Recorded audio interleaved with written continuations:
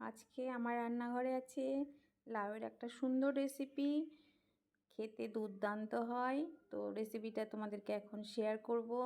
আমি একটা কচি লাউ নিয়েছি। এবার এই লাউটাকে আমি খোসা ছাড়িয়ে ছোট ছোট করে টুকরো করে নেব। আর এই লাউতে যে মশলাটা দেব, সেই মশলাটা আমি একটু ভেজে নেব। নিয়েছি ধনে, জিরে, গোটা গরম মশলা, একটু তেজপাতা আর শুকনো লঙ্কা। গ্যাস কমিয়ে লাল লাল করে একটু ভেজে নিয়েছি। দিয়েছি 100 গ্রাম মতো মুগ ডাল। মুগ ডালটা একটু কড়া করেই ভাজবো। ভাজা হয়ে গেছে, এবার নামিয়ে নেব। প্রেসারে দিয়ে দিয়েছি 1 গ্লাস জল। দিয়ে দিলাম কেটে রাখা লাউগুলো। এই লাউগুলোর মধ্যে আমি ভেজে রাখা ডালটা ধুয়ে দিয়ে দেব কাঁচা লঙ্কা আর অল্প লবণ আর একটু হলুদ দিয়ে একটা সিটি দিয়ে নেব, নিয়ে নামিয়ে নেব।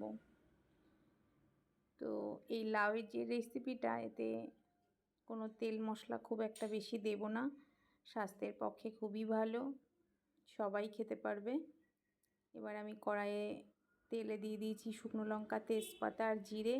দিয়ে দিয়েছি অল্প একটু কাজুটা লাল করে ভাজা হলে সিদ্ধ করে রাখা এই লাউ আর মুগ ডালটা দিয়ে দিলাম। এবার আমি একটু নাড়াচাড়া করে স্বাদ মতো লবণ আর একটু হলুদ দিয়ে দিলাম। 10 মিনিট মতো ভালো করে ফুটিয়ে নেব। হালকা হাতে একটু নাড়াচাড়া করে দিলাম। আর এই ডালটা এত সুস্বাদু হয় খেতে, না খেলে বুঝবে না। তো নামানোর আগে আমি দিয়ে দেব এই ভেজে রাখা মশলাটা। দিয়ে দিলাম একটু গরম মশলা আর একটু ঘি। ব্যাস রেডি। খেতে দুর্দান্ত হয়েছিল। তোমরাও একবার এইভাবে রান্না করে খেয়ে দেখো। এটা ভাতেও ভালো লাগে, রুটিতেও ভালো লাগে। আর তোমাদের কেমন লাগলো আমাকে জানিও।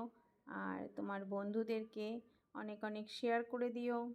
আর যদি আমার এই চ্যানেলটা তোমাদের ভালো লেগে থাকে তাহলে সাবস্ক্রাইব করে দিও। টাটা, সবাই ভালো থেকো।